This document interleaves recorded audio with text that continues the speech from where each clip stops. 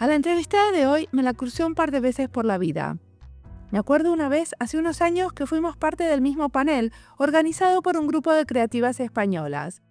Ella presentaba un proyecto feminista. Ahí me quedó la idea que la quería entrevistar. Hasta que por esas cosas de la vida me la crucé de nuevo y acá estamos. Miriam Sea es una diseñadora y comunicadora española. En esta entrevista nos cuenta cómo las herramientas moldean o definen nuestras prácticas como diseñadoras. Hablamos de una asociación de diseñadores y sus proyectos. Nos contó del desarrollo de un juego y una guía para incorporar la mirada feminista en prácticas de diseño. Mi nombre es Mariana Salgado, esto es Diseño y Diáspora.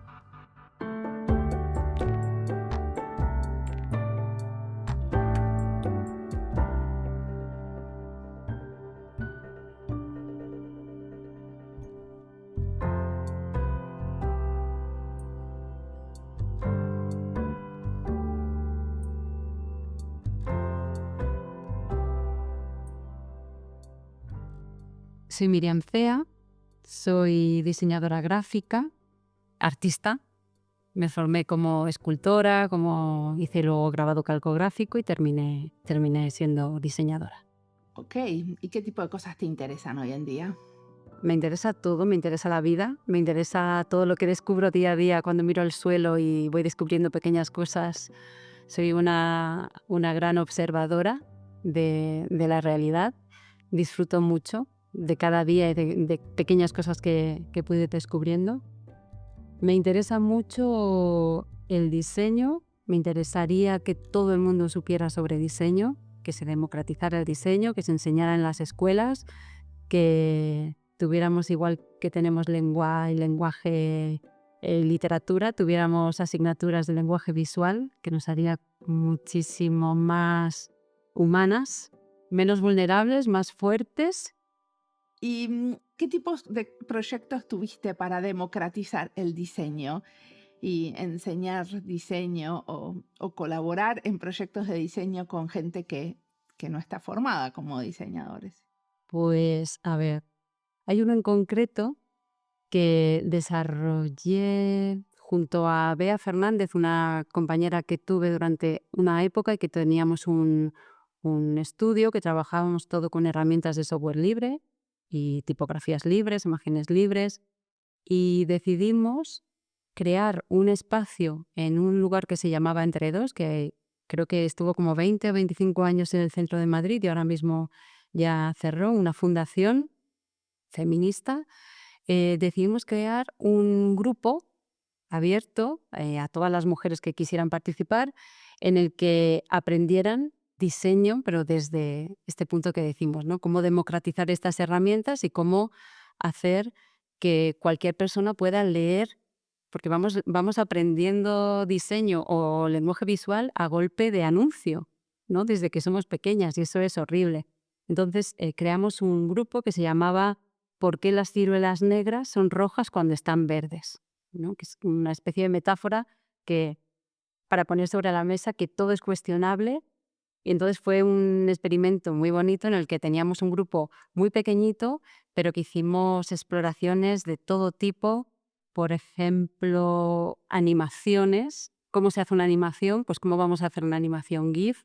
Entonces, explorando una de las herramientas, el GIMP, por ejemplo, de software libre, haciendo fotografías, pasando esa fotografía al ordenador, como del ordenador, cómo hacer movimiento. Bueno, cosas como muy básicas, observaciones de la realidad, cosas muy, muy sencillitas, pero que la gente que estaba ahí alucinaba, ¿no? Como las posibilidades de aprendizaje en cuanto a todo lo que nos rodea. ¿Y de qué manera estos experimentos eran diferentes porque estaban en una asociación feminista? O sea, ¿todo ese material lo usaban como práctica de su activismo? Por ejemplo, sí que hicimos, uno de los proyectos que hicimos dentro del grupo fue un cartel para una fiesta anual que se hacía en ese colectivo.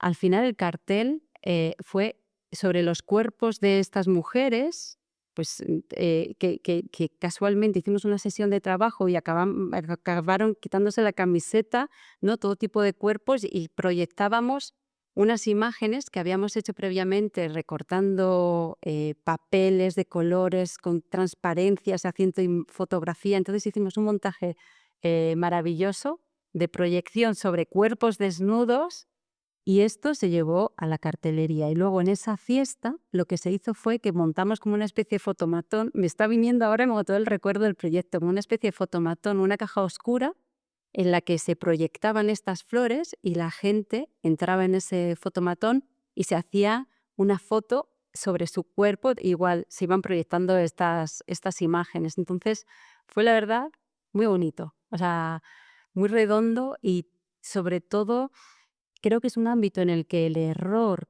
se pone sobre la mesa y se abraza, y eso es algo que en el diseño más serio hace falta, ¿no? Esa exploración, ese jugar, ese descubrir, ese me quito la camiseta y proyéctame encima a ver qué pasa. Eso es algo que nos permitimos en nuestros ámbitos, como más de juego, de exploración, pero que deberíamos incorporar en el día a día de nuestra profesión, ¿no? Como diseñadoras, yo creo. ¿Y en tu día a día qué haces?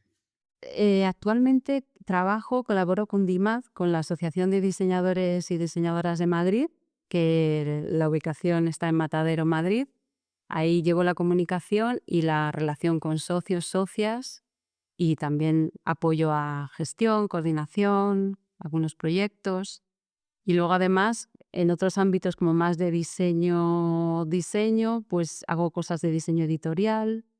También durante estos 2 últimos años he desarrollado un proyecto de inclusión digital, se podría llamar, con personas mayores, en el que para mí lo importante era que estas personas mayores, más allá de aprender a utilizar el móvil, aprendieran a reconocer símbolos.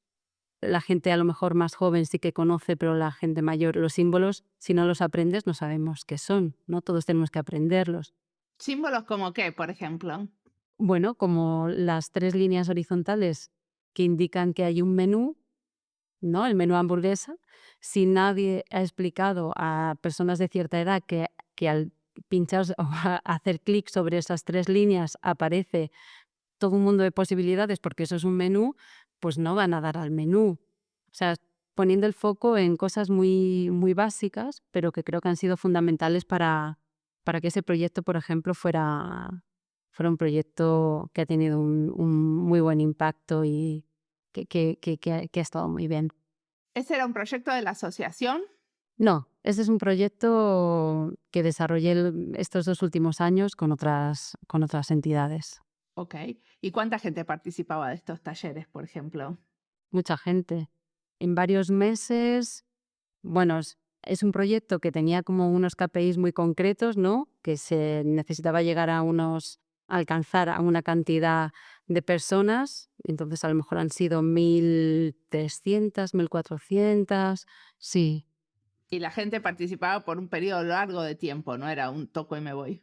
No, eran unas sesiones de 3 horas de duración, o sea, unas sesiones cortas, pero muy bien articuladas en torno a un manual un manual que se entregaba a estas personas, de manera que se reducía mucho como la ansiedad ante lo que no conocen y todo el mundo quieren apuntar todo y entonces o atiendes o apuntas. Entonces la idea de incorporar un manual en el que estuviese todo bien clarito, escrito, claro, eso agilizaba mucho el aprendizaje y ha sido también una de las bazas más importantes. En DIMAT tienen un grupo que trabajan para trabajar con perspectiva de género desde el diseño, ¿cierto? Bueno, no en DIMAD, sino en READ, que es la Red Española de Asociaciones de Diseño, pero DIMAD forma parte de READ, es decir, somos 12 asociaciones. READ es la española y DIMAT es la de Madrid. Eso es. Ok.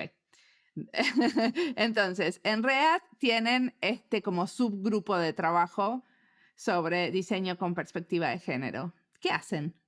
Este grupo es un grupo mixto, es decir, está formado por personas, básicamente. Entonces, Lo que hacemos es, bueno, nuestra preocupación como diseñadoras, diseñadores dentro de las asociaciones de diseño es cómo dejar de perpetuar todos los estereotipos y todos los roles tan chungos del diseño desde la base. Es decir, cómo transmitimos a nuestros colegas la importancia o la gran responsabilidad que tenemos como creadoras del imaginario colectivo o creadoras de infinidad de proyectos en los que tenemos que intentar que esas brechas de género por lo menos se reduzcan, pero que no las empeoremos. Entonces, lo que estamos intentando es no, desde luego, no hacer nada paternalista ni dar lecciones a nadie, sino en este caso estamos intentando desarrollar una herramienta a través como de un juego que permita a todas las personas que quieran los estudios de diseño o puede ir más allá, a incorporar esa mirada feminista, que nos gusta más como mirada feminista más que perspectiva de género, a incorporarla en las prácticas, incluso en todas las fases del diseño. ¿Cómo es? ¿Es un juego de cartas? ¿Cómo es el juego? Por ahora es un juego de mesa.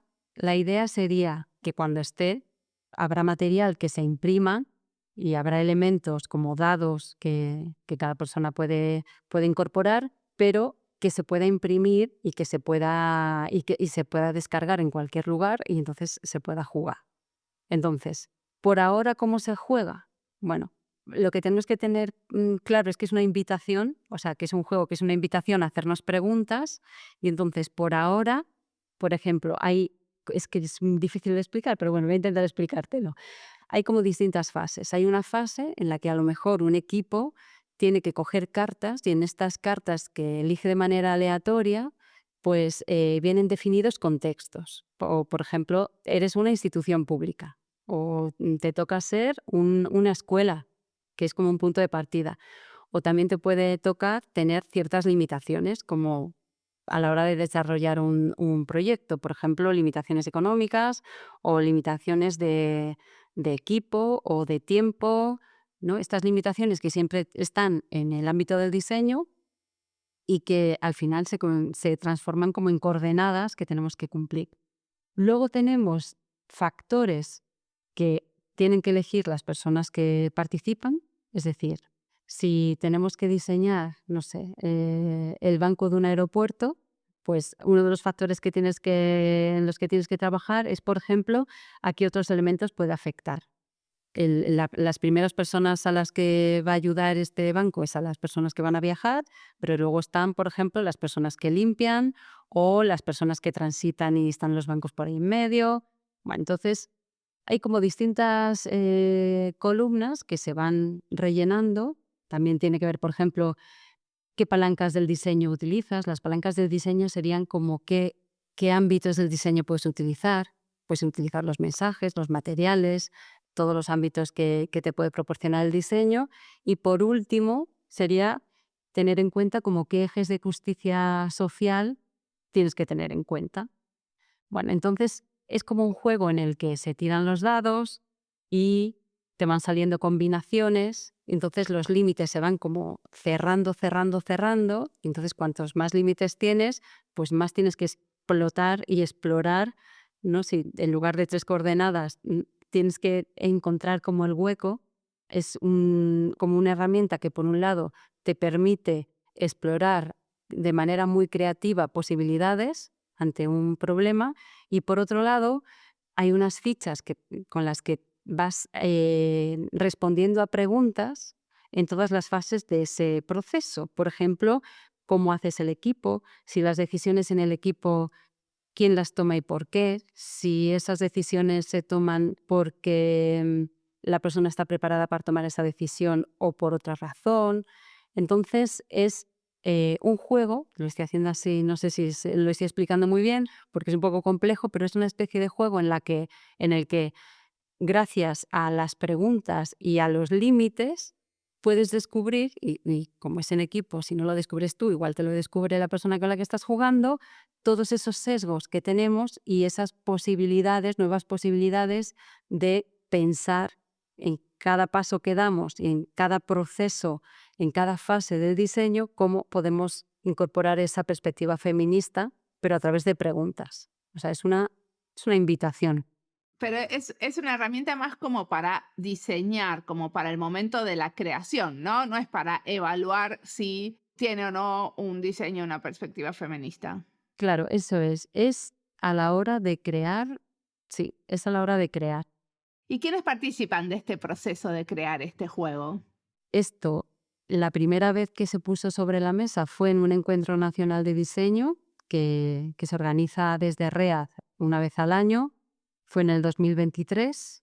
Bueno, y el grupo presentamos como una propuesta para jugar y había gente que asistía al encuentro que se apuntó a esta mesa de trabajo y entonces pues exploró, ¿no? Exploró posibilidades.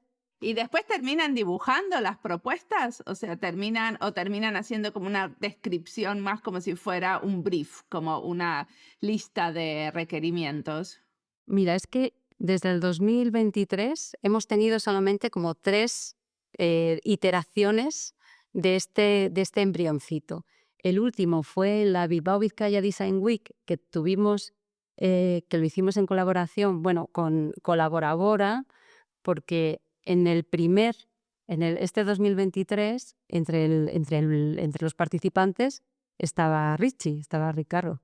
Y entonces en el 2024 se incorporó Leire de Colaborabora y un pequeño grupo de Gráficas en Negro, de GEN, de este grupo que está en READ, es el pequeño grupo que está como liderando este juego. Entonces, en esas 3 iteraciones, en la última, como decía, de Bilbao, tuvimos una devolución muy, muy interesante porque cada vez que lo ponemos en práctica, pues claro, la gente que participa, además de testarlo, luego hace una devolución súper generosa de cómo debería ser, de qué palancas tiene que haber primero, después. No sé si estoy respondiendo a tu pregunta, pero bueno, es un grupito pequeño que gracias a la participación en estos 3 momentos clave, a la participación de diseñadoras, diseñadores, en este caso había también docentes o gente de la cultura, pero que no eran diseñadoras. Gracias a esas devoluciones vamos como haciendo como esa iteración. Y también la incorporación de Ione Otero, que en este caso pudimos contar con ella. Ella es experta en género, nos trajo como toda esa sabiduría más sesuda del ámbito de la perspectiva de género, de las brechas, de esa interseccionalidad.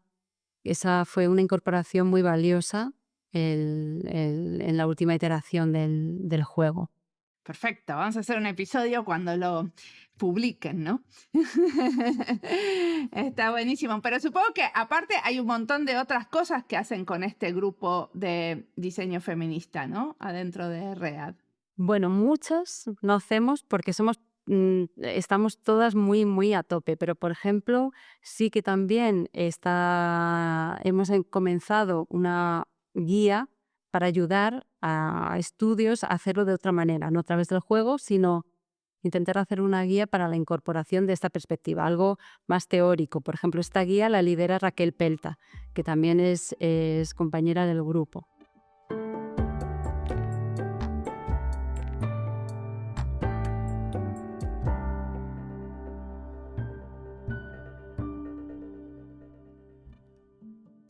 Esta entrevista es parte de las listas España y Diseño, Diseño Feminista, Diseño con Perspectiva de Género, Comunidades de Diseñadores, Juegos y Diseño y Adultos Mayores y Diseño. Las listas las encuentran en nuestra página web, en la sección de recomendados y en YouTube. Si estás buscando algo y no lo encontrás, siempre te puedes comunicar conmigo. Miriam nos cuenta sobre un juego que desarrollaron con Colaborabora. Los que siguen este podcast saben que nosotras también colaboramos con ellas porque creamos toda una serie sobre juegos este año. Y también hay algunos episodios donde las entrevistamos. A Ricardo Masté en el episodio 99, a Chelu Balboa en el 418. También menciona a Raquel Pelta, a quien pueden escuchar en el episodio 374, hablando de perspectivas sociales del diseño. Se ve que con Miriam tenemos muchos intereses y colegas en común. Sigamos ahora escuchándola, que tiene mucho más para contarnos.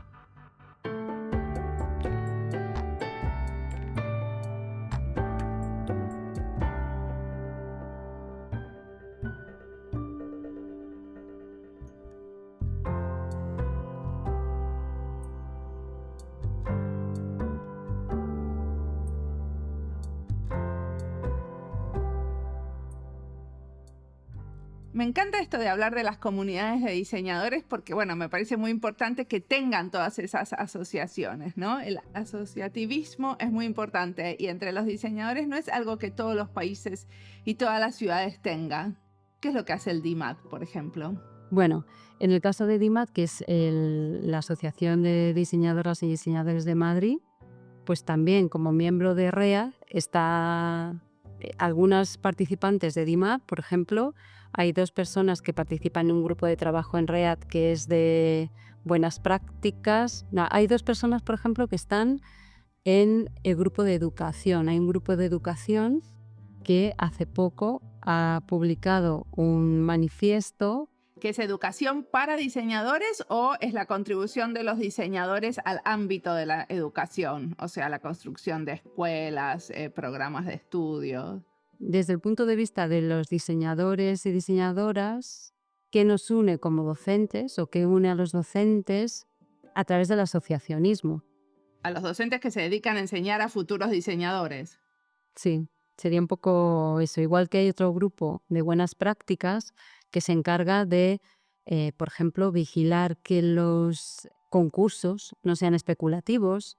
Claro, no se puede estar en todos lados, pero si se puede detectar que un concurso puede denigrar de alguna forma al sector del diseño, ¿no? Hay muchos concursos, por ejemplo, que son cualquier persona se puede presentar si es mayor de edad y claro. ¿Vos te referís a esos concursos que a veces hacen las empresas para no pagarle a un diseñador y que al final se quedan con el trabajo y el concurso hasta puede no tener un premio en dinero?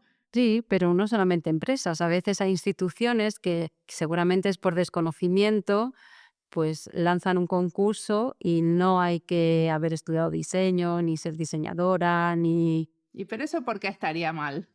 Porque hay un montón, o sea, vos por ejemplo estudiaste arte y para mí sos diseñadora. Sí, pero luego estudié diseño. Ah, ok. O sea, Pero hay un montón de gente que no estudió diseño y aprendió en la práctica. ¿Por qué tendríamos que dejarlo fuera de los concursos? no, pero aprendes en la práctica, pero eres diseñadora, diseñador porque has aprendido en la práctica.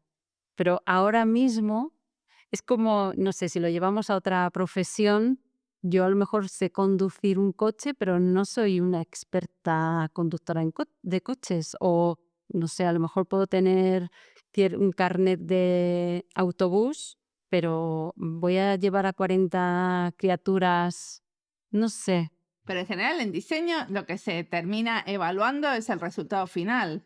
O sea, hasta ahora no vi ningún concurso, desgraciadamente, que evalúen los procesos. Ah, mira, esto fue un proceso participativo muy interesante, donde se tuvo en cuenta cómo incluir a los que nunca están y son partes de un proceso de diseño. Nunca lo vi eso. Pero es verdad que cuando hablamos de estos concursos abusivos también hablamos de que a lo mejor el jurado, las personas que están así ahí en ese comité de selección, no están preparadas para juzgar y decidir qué es lo que es bueno o qué no. A lo mejor son votaciones populares. Es complejo porque, claro, todo esto yo creo que tiene que ver con lo que hablábamos al principio de esta falta de lenguaje o de conocimiento, ¿no? Del lenguaje visual o del diseño que tenemos. Este concurso, que es parte de un grupo de buenas prácticas que tiene la Asociación Nacional de Diseñadores de España, lo que hacen es mapear los concursos que salen en el país y se acercan para ofrecerles jurados mejor calificados, ese tipo de cosas. No es así. Muchas veces, más que mapear, muchas veces llegan llegan las peticiones, oye, he visto esto, ¿no? Y entonces a veces pues este grupo se pone en contacto, no sé si es una institución, no sé, el Ayuntamiento de Cuenca, de repente lanza, pues entonces se pone en contacto y se le ofrece asistencia, como a lo mejor no lo sabes, pero igual estaría bien que esto pudiera ser así o que los plazos pudieran ser así, esto sería respetuoso con el sector o estaría bien que se tuviera en cuenta esto. Es decir, como una especie de acompañamiento de ¿por qué hacerlo mal si lo podemos hacer bien? ¿No? Si no te va a salir más barato hacerlo mal o hacerlo bien. Y uno de los concursos nacionales o premios nacionales los da el rey de España, ¿cierto? ¿A él también lo asesoran? Yo creo que él hace acto de entrega. Obviamente debe tener un jurado, debe tener gente que lo asesore, pero no es la asociación de diseñadores. Yo creo que hay todo un comité en el Ministerio de Ciencia e Innovación, ¿no? Que creo que es el que lo otorga, un comité de personas expertas que están ahí detrás. Y me imagino que Su Majestad entregará lo que tenga que entregar a quien lo tenga que entregar. Pero no creo que esté en el comité, diría.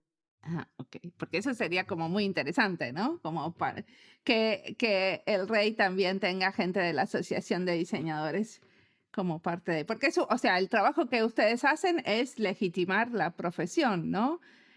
Darle como un aval de calidad. Sí, sería un poco defender, visibilizar, darle cuerpo y sobre todo esta parte que también comentábamos antes de este asociacionismo en un ámbito en el que a lo mejor desde las escuelas se habla siempre de ser el mejor, ser la mejor, aprende de todo.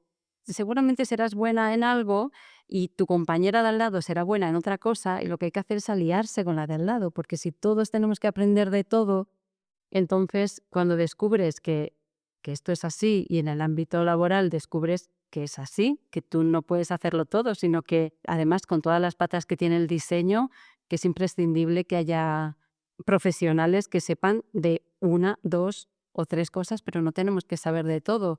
Y esas alianzas son imprescindibles. Y el ámbito en el ámbito del diseño, que parece como que esa competencia está ahí siempre presente, es maravilloso que existan estas asociaciones, ¿no? Que tiran un poco por tierra esto. O sea que si yo soy una diseñadora de servicios, ¿no? Como soy y quiero trabajar, necesito una diseñadora industrial para mi proyecto, también los puedo llamar a ustedes si ustedes me recomiendan gente. Pues nunca lo había pensado así, pero desde luego que sí.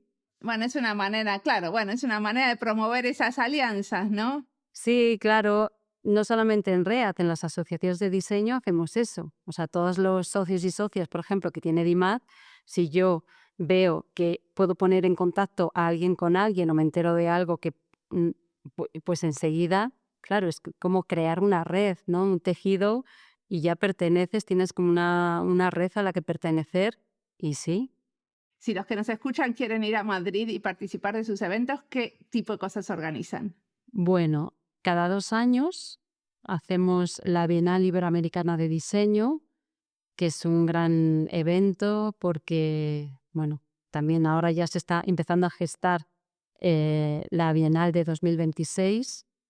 Entonces, por ejemplo, el año pasado, en octubre, tuvimos una exposición con 200 piezas de toda Latinoamérica, Portugal, España, durante varios meses y fue una exposición muy interesante porque había una mezcla entre tecnología y sabiduría ancestral, ¿no? Como esa conexión que creo que justamente ahora es cuando se está dando, ¿no? Como cómo se conectan toda la artesanía, toda la sabiduría ancestral con lo más tecnológico.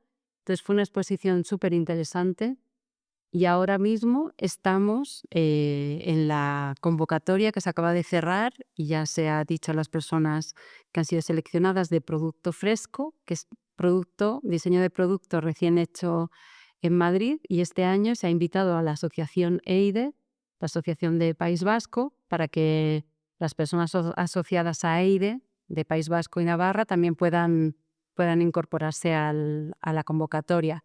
Y estamos muy contentas, hemos recibido más de 100 propuestas, hemos tenido un comité de selección muy generoso y experto que ha seleccionado entre 50 y 60 piezas, y en junio se abrirá la exposición, así que estáis invitadas.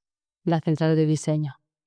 Una cosa que no te pregunté que te quería preguntar es que usas mucho las metáforas en tu trabajo. ¿Para qué sirven las metáforas? Yo creo que las metáforas son la herramienta imprescindible para comunicarte con cualquier persona en distintos niveles. Por ejemplo, yo en mi trabajo, o sea, cuando me enfrento a un diseño, imagínate una persona que viene a que le haga la web y entonces, pues venga, ¿quién eres?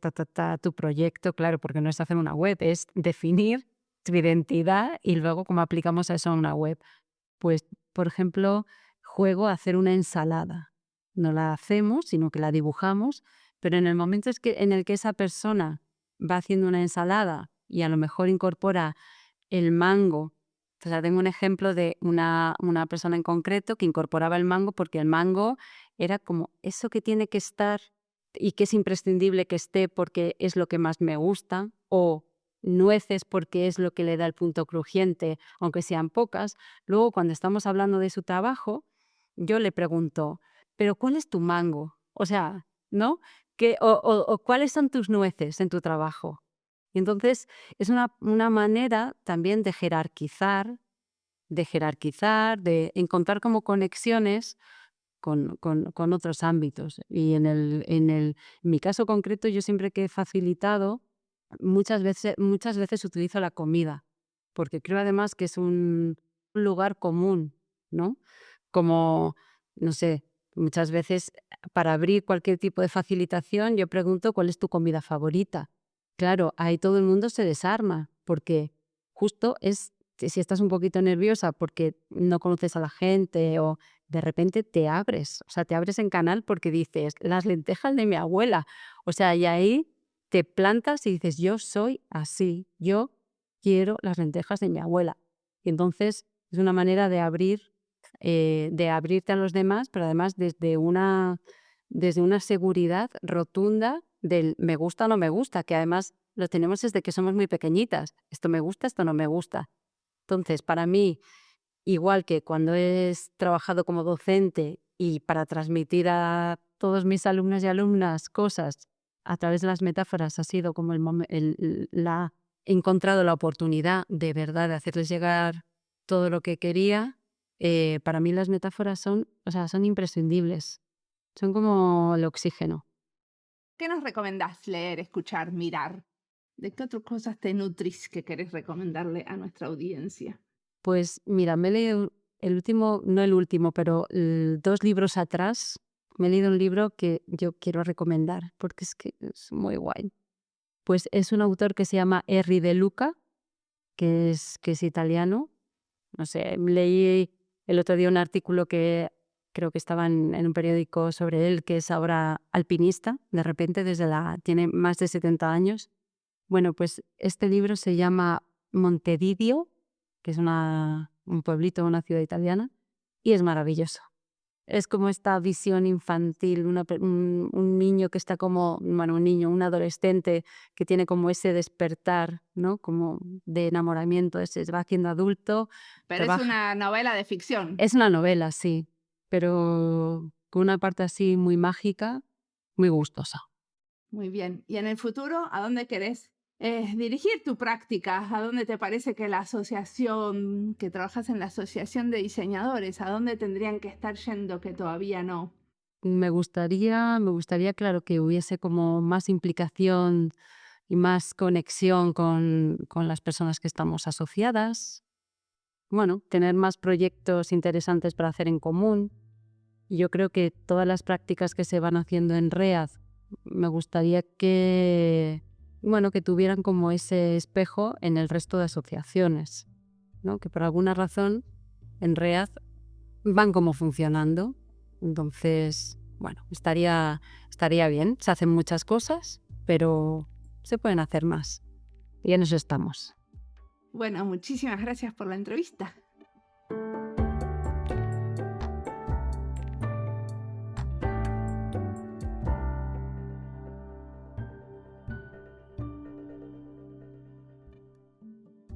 Miriam, en esta entrevista, nos cuenta sobre su trayectoria en diseño ligada a la exploración colectiva. Miriam enfatiza cómo las metáforas, el juego y el error son pilares de su práctica. Me gusta su enfoque intuitivo, sin rigideces metodológicas, que defiende un diseño más humano y menos condicionado por herramientas que homogeneizan. Proyectos donde el origami y el multilingüismo se mezclan con el juego. Demuestran su compromiso con diseños que cuestionan roles y visibilizan exclusiones. El diseño que propone Miriam transforma lo cotidiano en espacios de aprendizaje y de conexión. Su trabajo en asociaciones como DIMAT y READ evidencia su posición, el diseño como acto político y colaborativo, ya sea facilitando talleres de inclusión digital para mayores o combatiendo concursos especulativos. Ella insiste en que el valor está en el hacer común, compartiendo conocimientos y tejiendo redes. En un mundo obsesionado con la perfección y los algoritmos, Miriam celebra lo imperfecto, lo lúdico y lo colectivo como antídotos contra un diseño al servicio de los demonios de la eficiencia vacía. En síntesis, para mí su práctica es un recordatorio de que el diseño, cuando es crítico y generoso, puede ser un artefacto de conciliación entre lengua, géneros y disciplinas, siempre y cuando sigámonos riendo, plegando papeles y abrazando el caos. Como siempre, la música del podcast es de Antonio Zimmerman. El diseño de sonido es de Julián Pereira. Este podcast está publicado con licencia Creativa Común, con atribuciones. Esto fue Diseño y Diáspora. Pueden seguirnos en nuestras redes sociales en YouTube, Instagram, LinkedIn y Blue Sky, o visitar nuestra página web diseñoydiaspora.org. No olviden recomendarnos y recomendar nuestros libros. Nos escuchamos en la próxima.